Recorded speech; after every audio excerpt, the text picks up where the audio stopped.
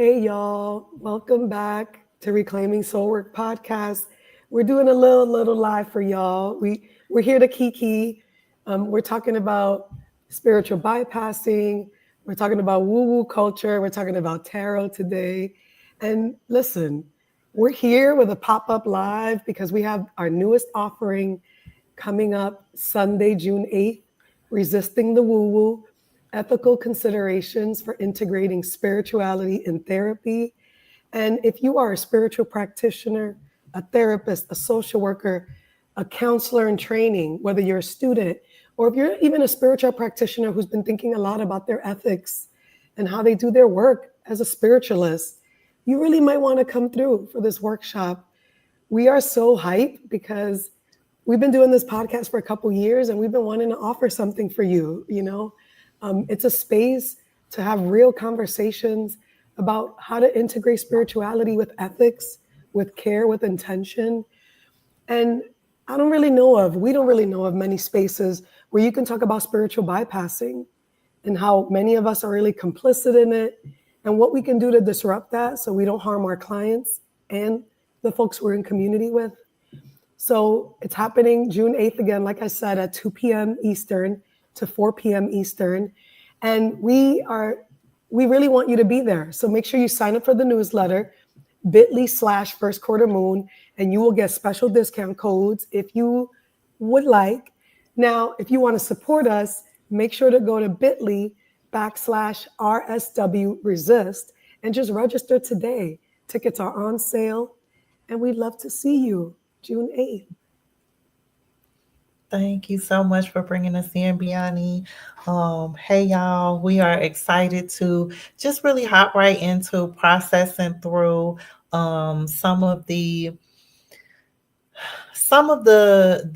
conversations that we've had around like woo-woo culture and spiritual bypassing. Some of these things will be addressed in the workshop, but when we come on live, we want to talk to y'all about some of the things that may not make it in this workshop as well.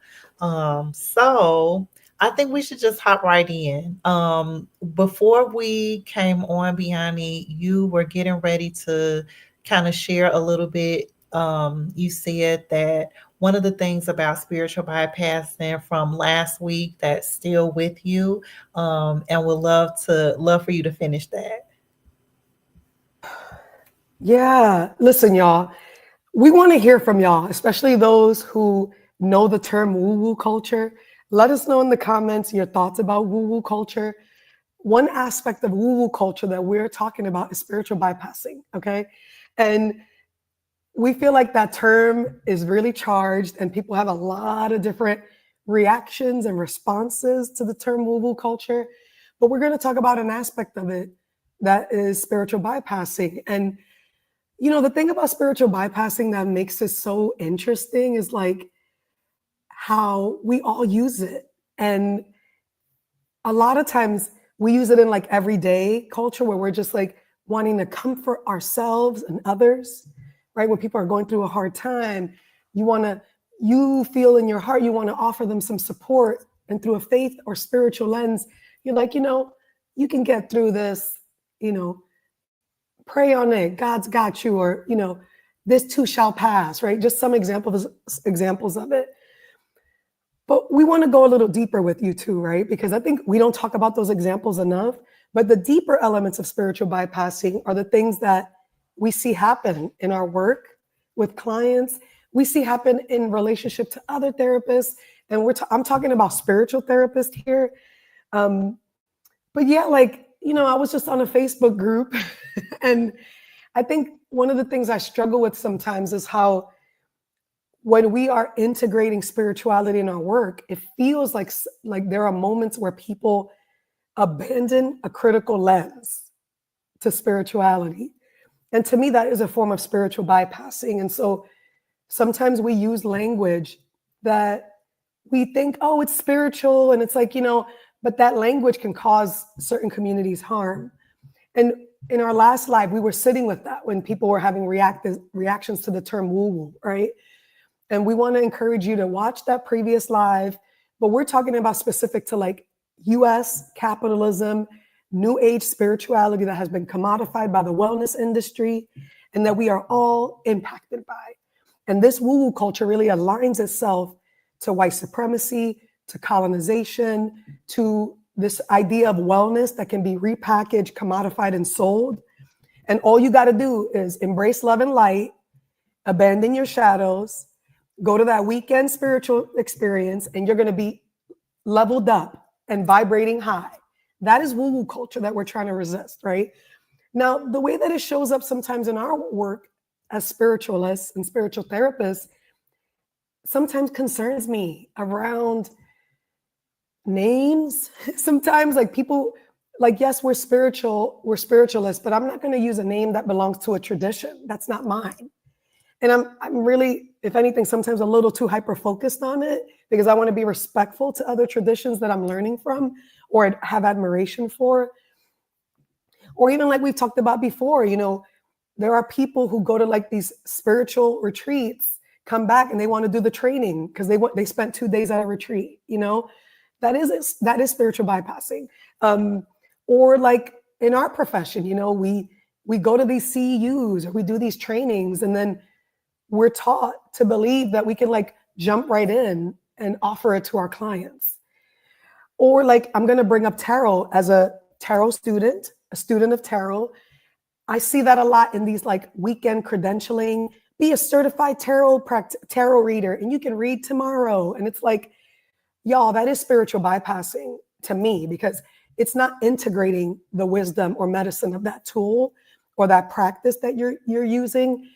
And then we're expected to like jump right in and offer readings or jump right in and bring it into our therapy sessions.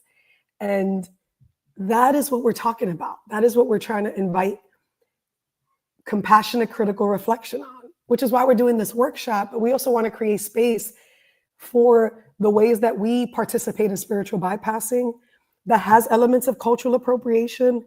The other piece of spiritual bypassing that I would say as a Black queer practitioner and a survivor and somebody who really values nuance is that spiritual bypassing lives in the realm of binaries and rigidity. And it's very much about love and light. And there's no room for shadow. And there's no room for like what's considered negative emotions, which me is like, there's no room for the human experience, right? Because being human means that we're complex. And so those are the things about spiritual bypassing that I'm like, you know, this happens a lot and we all participate in it in some ways. So I'm curious, as y'all listen to us, think about the ways that you've participated in spiritual bypassing, that you've participated in things to help deflect, avoid emotions, navigate difficult things. And also too, like think about your relationship to spirituality. Because if your relationship to spirituality is going to impact the way you do this work with clients, and your spiritual bypassing, the inner spiritual bypassing in us will show up, honey. It will show up. So that is my little ramble, but I'm curious to hear what you think. And then folks, please let us know in the comments if you're watching us live or watching the playback.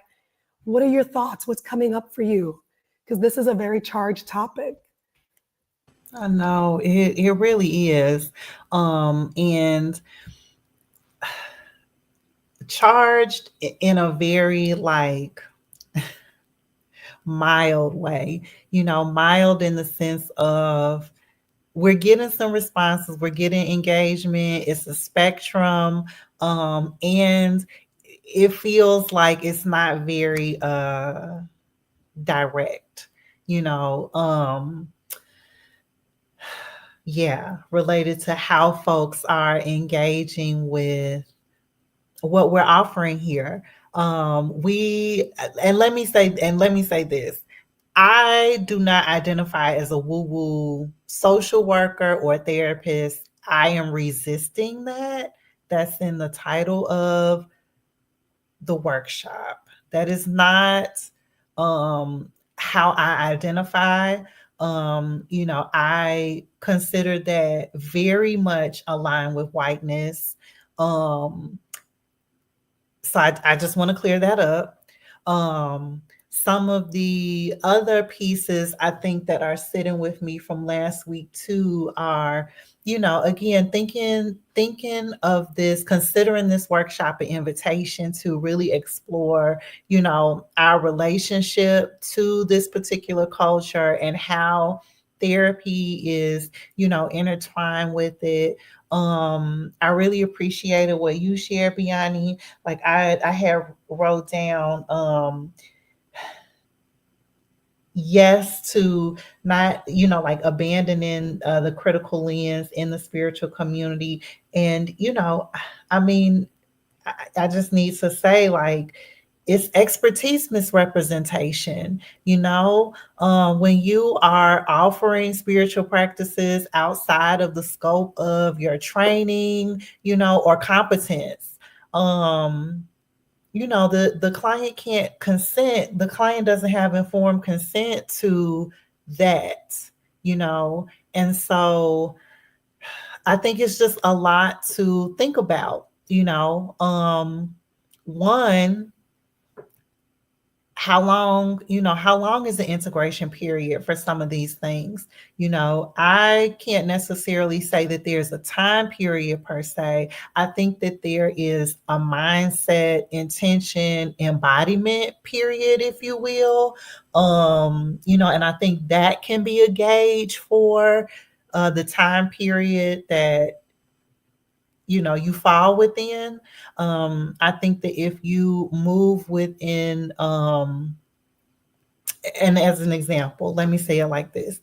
So y'all know that I am a yoga teacher, and when y'all go to yoga classes, we facilitate yoga. The integration part of the practice is the end, and that's Shavasana, right? And so I have been, it is a part of my practice that regardless of, how long I'm in a pose, how long my yoga set is, I'm going to do Shavasana. I want to integrate, even if it's a 5-minute yoga practice, I'm going to take 5 minutes for Shavasana. I'm going to take 5 minutes to integrate even the 5 minutes that I did in my yoga practice, right?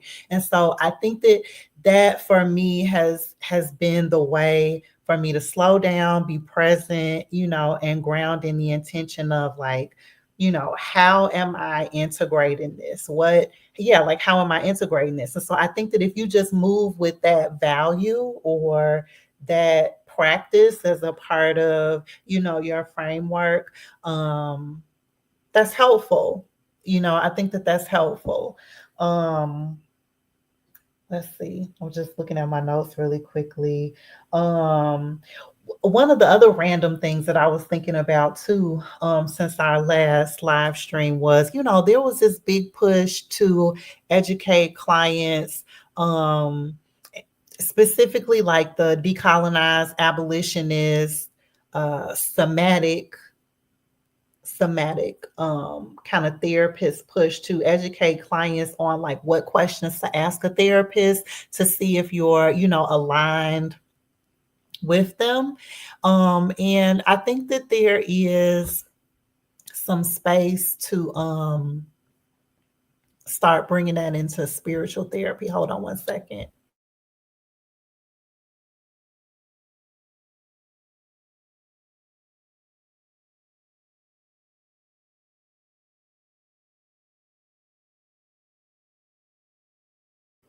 Okay. Um, Yeah, I think that there is more room and space and I think that we had talked about that too at one point, like coming up with some questions for clients to ask. Maybe it was related to ethics or consent. But I think that there's something there, even around this, related to, how we could um just advocate for clients in a different way, like around some of this. Yeah, let us know if you want us to come up with some questions. Let us know in the comments or the chat. I really love what you said. Is like the integration is so needed, like Shavasana. Absolutely. The thing about spiritual bypassing is that it bypasses all of that. And I'm also not a woo-woo therapist. I mean, if you've been following us for a while, you know that we're both not. But it's good to clarify it.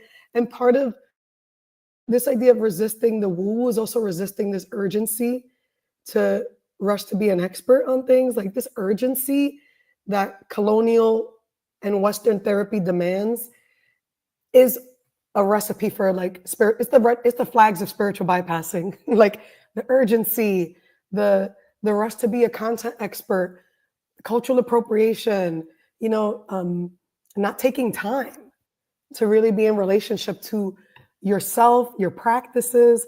I mean, I would even say it's like, I think we said this on IG, but like something I really struggle to is like if you have a personal practice to a spiritual tradition, does that mean that you're ready to bring it into the therapy room? And that's an important question that you want to ask yourself as a practitioner. It's like checking in with yourself. Like, what about your relationship to spirituality gets brought into the room and what parts don't get brought in, right? Also holding that there's, and we're going to talk about this more in the workshop, but like, we want to create the kind of space where we all can get in touch with what comes up for us, really being in deep relationship to ourselves and our clients and understanding what our triggers are around talking about spirituality and religion and faith and like how we can best support our clients, what are our own limitations, where is it that we really need to be careful, where we need to get more consultation and support around. That's important too. I think one of the ways people try to like not integrate spirituality, and I know I've done this too, is where like we separate our practices. We have like the therapy practice and then the spiritual practice. And I think I did that.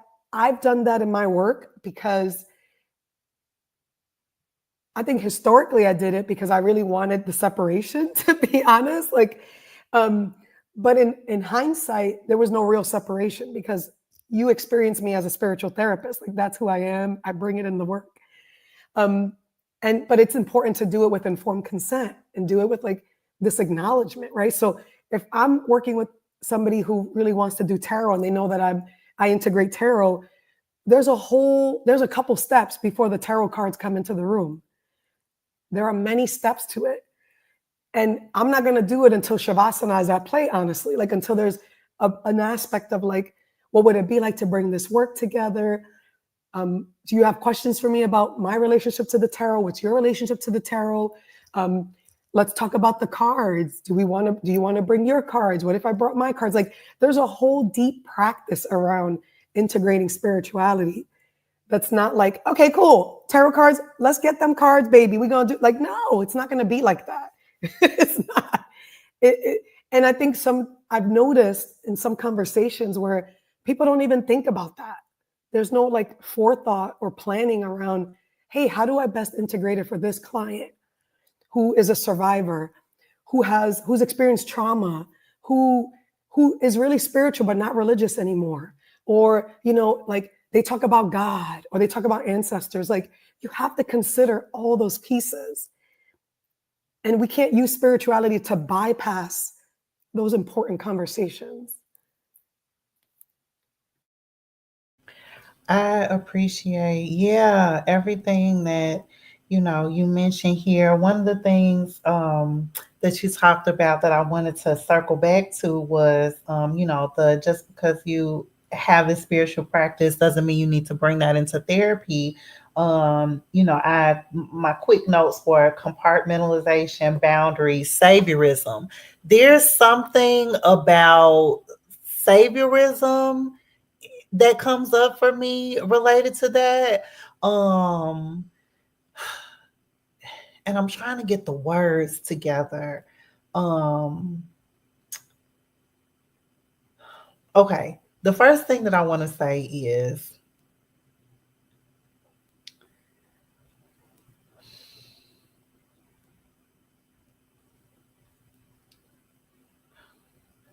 I don't know how I want to talk about this.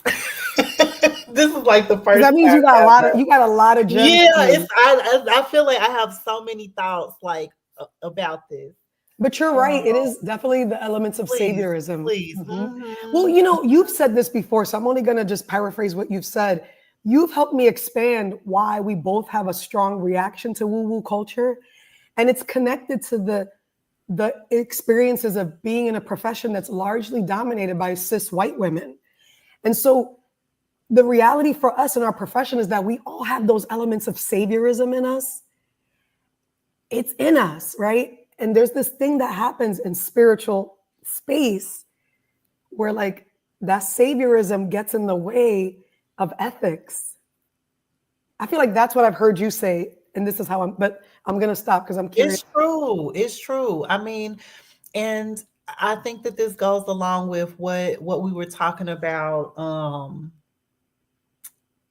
I don't know if we talked about this at the top of this live stream or if we were talking about it right before we came on the live stream.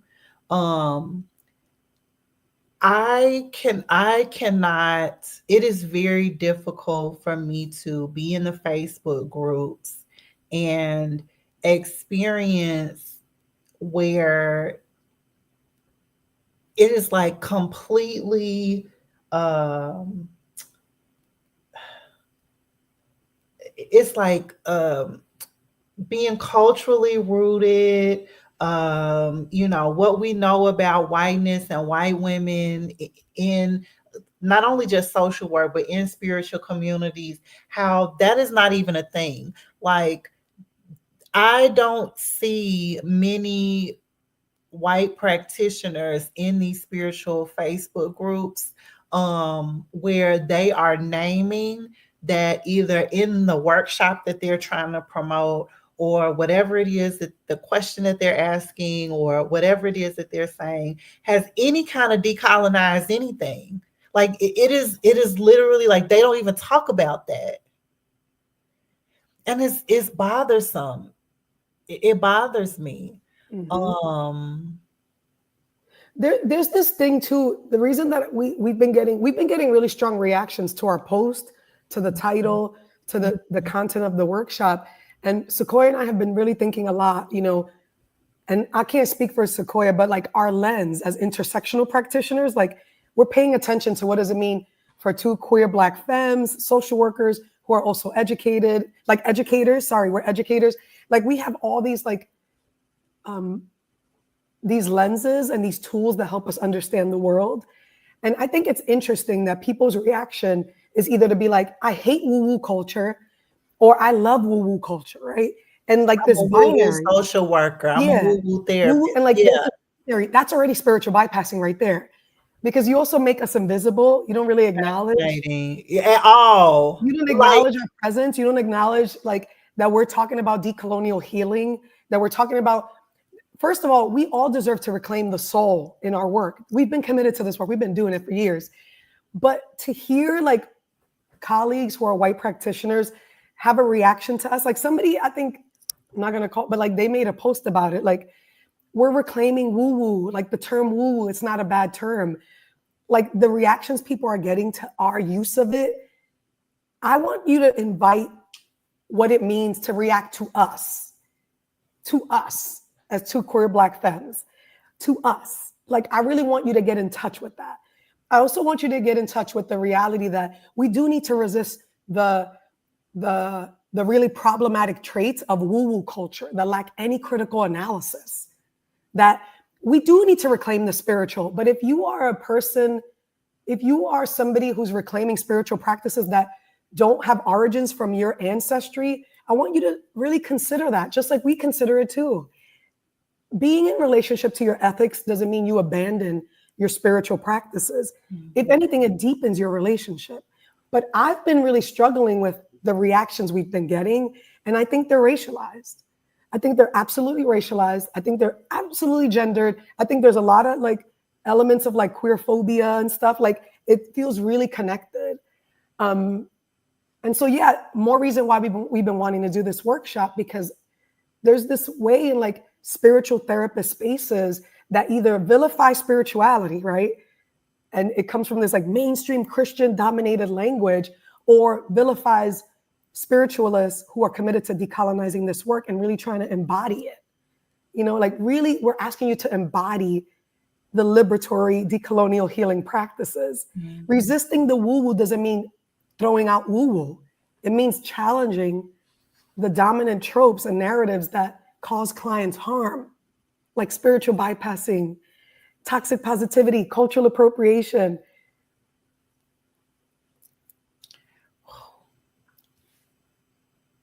That was it. Drop the mic. Boom. I'm really worked up, but I feel really protective Yeah. of us because I feel like there's something happening around the way that we're being dismissed or made invisible around this. Like, Listen, and that was spot on. Like you just hit the nail on the head with that binary piece too. It is absolute erasure. One of the comments that we got a week ago from a therapist where they're identifying themselves as a woo-woo social worker, attempting to identify us as woo-woo social workers, and then talking about how they've collaborated on other projects where they're talking about some of these same topics in their clinical frameworks. Complete erasure. There's nothing about the post that I made in that group that makes it appear as if, one, I identify as a woo-woo social worker, and that this workshop is not about decolonizing it really interrupting it, dismantling woo-woo culture. And this person is trying to identify us as woo-woo social workers. And I'm like, what is that? we've never used that term in the 4 years we've been No. recording because I don't think woo-woo culture was meant for us, for BIPOC folks, QT BIPOC folks. Wild. It was always been to like, it's tied to the mainstream capitalist market. Like period. Like it's not, but I think this idea of, I don't have an issue with how woo-woo's being reclaimed. I don't, because I'm like not surprised by it. Like I'm not surprised by it. I think I have an issue with the way that there's an erasure, a continued erasure of like BIPOC folks, QT BIPOC folks who are spiritual, who are spiritually inclined, who are doing this work, who've been doing this work. And we continue to be erased. Like, you go to that cacao ceremony, but you're not acknowledging that that comes from like indigenous medicine workers or like from indigenous traditions, or you're going to do psychedelics, but you're not acknowledging where that, like that is woo-woo. That is the product of woo-woo culture in the US and in capitalism, in new age spirituality that's all about buying and selling this idea that you can be happy for the rest of your life and never have negativity ever again in your life. That is all about spiritual bypassing and how they make money off of spiritual bypassing. And y'all, we are vulnerable to that. And we want to create a space where you can resist it, disrupt it, dismantle it, check in with yourself, do the deep healing work that's required so that our clients feel safe to bring spirituality in the room. Because spiritual bypassing doesn't make us safe. It actually continues to dismiss the lived experiences of folks who are like, actually, that term you just used, my church used to use that to harm me. Or actually, you just did a cacao ceremony. Why? Right? Like clients might be like, ooh, I don't feel comfortable with that. Why are you telling me? Right? Like this is why we're doing this workshop. Because we are also spiritualists, and part of reclaiming the spiritual work is to also be committed to decolonizing it and embodying it and integrating it. Yes. Thank you so much, Vianney. I think that was a beautiful way to wrap us up. I think if folks want a little bit more of our energy and our thoughts and our reflections on these things, make sure to join us on June 8th. There is still time. And bring your friend, y'all, because this space is for you. Bring your friend, bring your people. This is for everybody committed to spiritual work and wants to do it ethically and does not want to cause harm.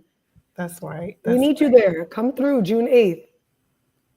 All right, cool. I think we're going to wrap things up. All right, we'll see y'all.